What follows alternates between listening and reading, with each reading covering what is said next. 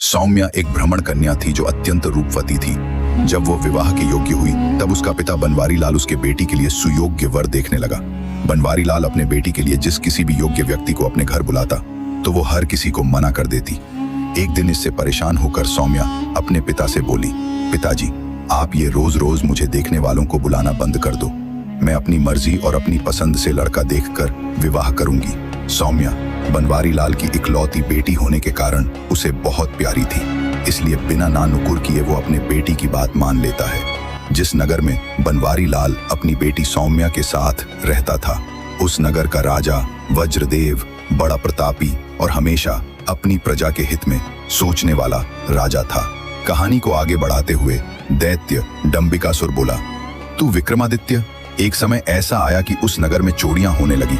धीरे धीरे वो चोरियां इतनी बढ़ गईं कि शायद ही कोई दिन हो जब उस नगर में चोरी न होती हो। नगर के वासी आए दिन इन चोरियों से बहुत परेशान थे।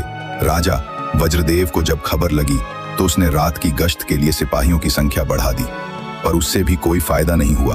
अब तो चोर ने नगर के छोटे मोटे रईसों से लेकर बड़े बड़े रईसों तक का नंबर लगा दिया था।